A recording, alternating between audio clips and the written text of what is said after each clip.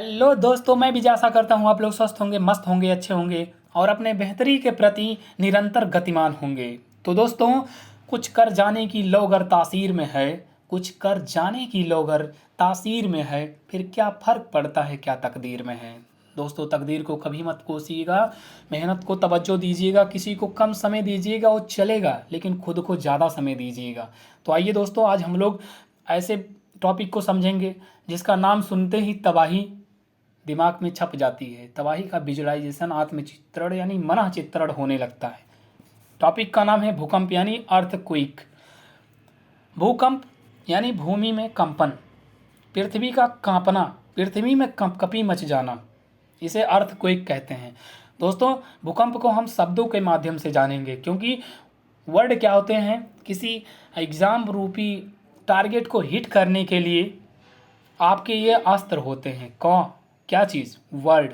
Word जैसे अस्त्र को आप अगर जो मजबूत बना के रखे रहें ना, शब्दों जैसे अस्त्र को मजबूत बना लें, तो किसी भी एग्ज़ाम रूपी टारगेट को हिट करने में वो बिल्कुल सटीक सक्षम है। आपका एग्ज़ाम क्लियर होगा, यह सत्य है, क्योंकि शब्द ही वह चीज़ होते हैं जो आंखों के सामने एग्ज़ाम के समय आते हैं पेपर में, और वही भरमा देते हैं, माइंड डाइवर्ट कर देते हैं। तो दोस्तों, शब्दों पे ज़्यादा फोकस करिएगा। आज हम शब्दों के माध्यम से ही पूरे टॉपिक को समझेंगे। तो आइए, सबसे पहला शब्द है हमारे सामने भूकंप मूल। भूकंप मूल क्यों है? क्योंकि यह फोकस पॉइंट है। अब भूकंप मूल क्यों कहते हैं? भूकंप उत्पत्ति बिंदु है ये। भूकंप की उत्पत्ति कैसे हुई? पृथ्वी के आंतरिक हलचलों के कारण भूकंप की उत्पत्ति होती है। अब भूकंप सबसे पहले सरफेस पे जहाँ पहुँचता है उसे अधिकेंद्र बिंदु यानी ईपी सेंटर कहते हैं। सबसे पहले जब सरफेस पे पहुँचेगा, जहाँ पे जिस पॉइंट पे पहुँचेगा उसे अधिकेंद्र बिंदु कहते हैं। अब देखते हैं किन किन प्लेटों में भूकंप का कितना प्रभाव होता है, उसे जानते हैं। तो सबसे पहला प्लेट है ट्रांसफॉर्मेड प्लेट, रूपांतरित प्लेटें। इनमें क्या होता है, प्लेटें आपस में एक दूसरे को घर्षण करते हुए सरकती हैं, और जब सरकेंगी तो ज़्यादा दूर तक जाएंगी। अब ज़्यादा दूर तक जाएंगी तो पृथ्वी ज़्यादा हिलेगी, इसलिए यहाँ ज़्यादा भूकंप आता है। अब आ जाते हैं कन्वर्जेंट प्लेट यानी अभिसारी प्लेटें। इसमें क्या होता है, प्लेटें आपस में टकराती हैं, एक दूसरे के समीप आती हैं। जब समीप आएंगी, टकराएंगी, तो ज़्यादा दूर तक प्लेटें नहीं खसकती हैं, इसलिए यहाँ क्या होगा, पर्वतों का निर्माण होता है। भूकंप पे थोड़ा स्लो आती हैं। अब डाइवर्जेंट प्लेट है, डाइवर्जेंट यानी अपसारी। इसमें क्या होता है, प्लेटें एक दूसरे के विपरीत दिशा में गतिमान होती है। जब विपरीत दिशा में जाएंगी, खिसकेंगी, तो बीच में मैग्मा निकलने लगेगा, और जब मैग्मा निकलेगा तो ज्वालामुखी का उद्गार हो जाता है। दोस्तों, ज्वालामुखी का उद्गार होता है। यहाँ क्या होता है, ये भी इधर उधर खसक रही हैं, लेफ्ट राइट खसक ही रही है ना, तो क्या होगा, भूकंप और कम हो जाता। अब आइए, कुछ इम्पॉर्टेंट वर्ड हैं उनको याद करते हैं। शब्द क्या है ना, शब्द वो बाण है जो एग्जाम की तुमड़ी फोड़ सकते हैं। तो शब्दों को समझते हैं, आइडियोलॉजी तो उसी के शब्दों में ही छिपी है। तो सिस्मोलॉजी, सबसे पहले सिस्मोलॉजी सीखेंगे। सिस्मोलॉजी शब्द क्या है? भूकंप विज्ञान।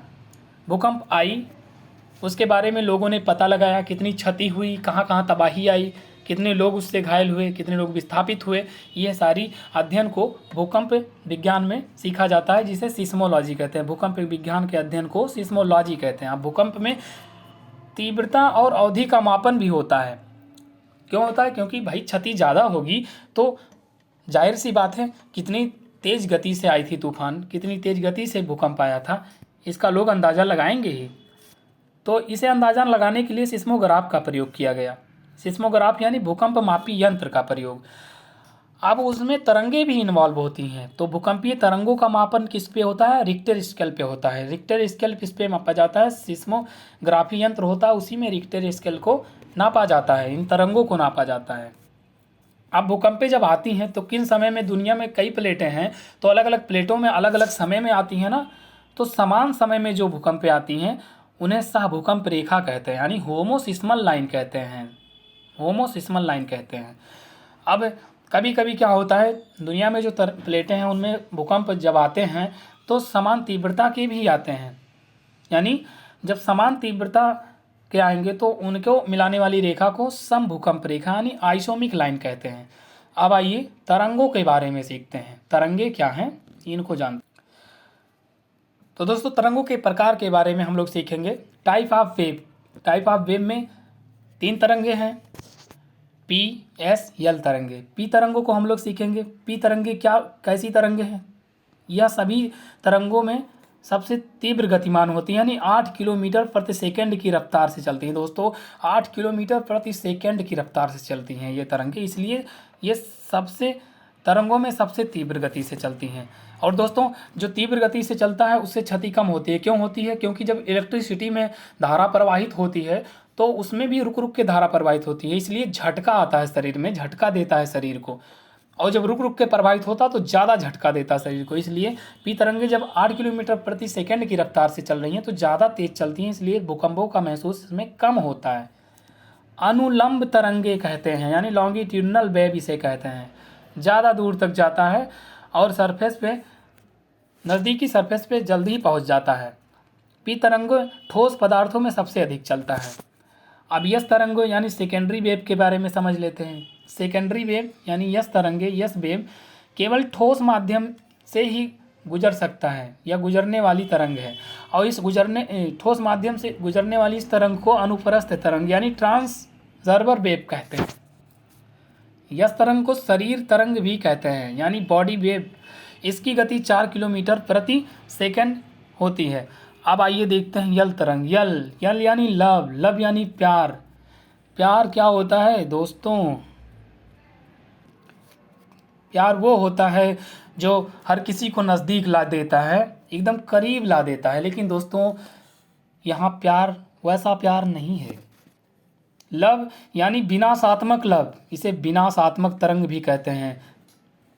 इस प्यार को तबाही का नाम दे सकते हैं, आफत का नाम दे सकते हैं, क्योंकि इसमें इमारतें जर्जर होके गिर ही जाती हैं, लोग भी, कई लोगों की जान माल की क्षति हो जाती है। तो आइए यल तरंगों को समझते हैं, लव तरंगों को समझते हैं।